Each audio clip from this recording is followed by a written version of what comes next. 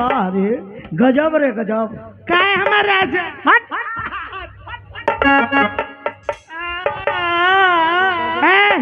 का भाई हम बार बार कहले कि कुल हेलो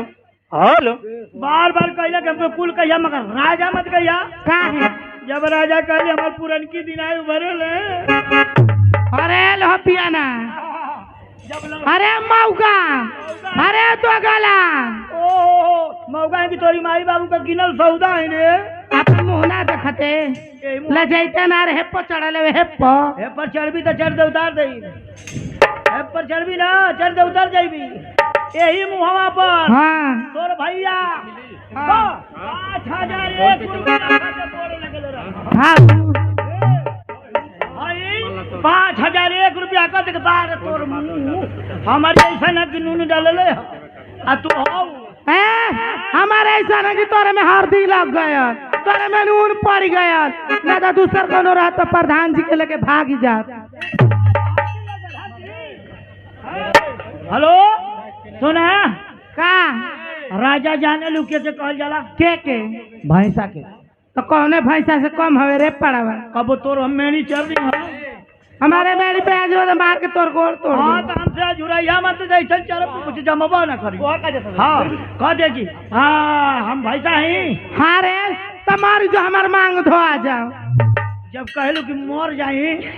देहिया एकदम हरियरा जाले हमारे केहू के मेहरा माने केहू के मेहरारू इतना बड़ा सम्मान दे ले बारे हमार मेहरारू पता नहीं कर दादा नहीं कौन स्कूल में ट्यूशन करो बबनी जाइए तो भातारे के हरे जगलवा हरे फलानवा ये शिकायत हो माई अरे हम आड़ी बाड़ी में पढ़ रहे हैं आड़ी बाड़ी में पढ़ रहे हैं ओ हाउ स्कूलवा में हाँ हमें सटले बार हरिया इंटर कॉलेज ले दे लिबिर लिबिर पक पक में तू मर जेबा ना तो मेरा जाऊ के संगे चल जाई क्यों ने रजाऊ की और जोर गमछावा से मारे हुकत हम अच्छा हाँ अच्छा हाई जिनका सोचना तक पावत हूँ हाँ अच्छा उनकी संगे चल जाइबू हाँ बहुत बढ़िया हेलो गाना गावे लू बबनी का गाय ले लू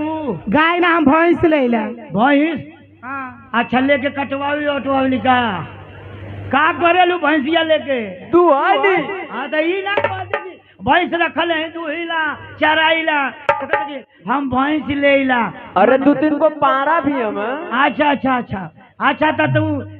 गाना ना जाने लू का है ओकर माई तनी तनी 1 नवंबर वाला तनी सुनाओ तो 1 नवंबर वाला अच्छा हाँ इतना बढ़ुआ के गावा हेलो का हो इतना बढ़ुआ के गावा बढ़ुआ को बढ़ुआ का बढ़िया रे तो गला बढ़िया हाँ बढ़िया के गावा एकदम कि हई जितना जनता टुकुर टुकुर ताकत हो गल के गोबर हो जा हमन दोनों गोईठा हो जाए हाँ कोनो में हरारू सिया भक्त चूल्ही में ठेल दे हाँ। जर के राखी हो जाए सवेरे पेड़ी वाला खेत में फेंक दे चल कोई में खूब हरियाली फैलावल तनी हेलो ए सखी हो का हो देखो हमनी आइल बानी जाए एगो खुशी में ई बहु भोज हाँ ओ खुशी में हमारे के पार्टी आइल बा हाँ आ कह दा कि घर के मलकार हाँ आ मलकिलो हाँ और दुल्हन दुल्हा हाँ पहले दुल्हन दुल्हा के पुरस्कार 1,001 रुपया दे के आई देखा आ गए करी पहले चंदन कुमार प्रधान पद के प्रत्याशी नया हुआ कहाँ हम यही बगलिए में हुआ का है प्रधान जी ग्राम नगदपुर से हाँ नगदे दिलो बाना हाँ ये प्रधान जी के पुरस्कार ना हो तो सुनो ई नगदपुर धरती से आगे ना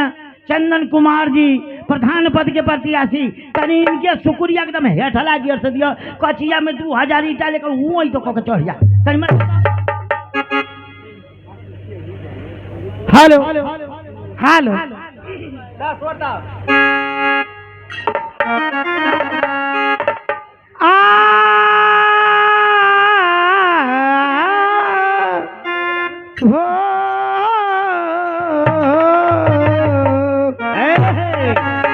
जकरा के अपन जलनी उगैर हो गई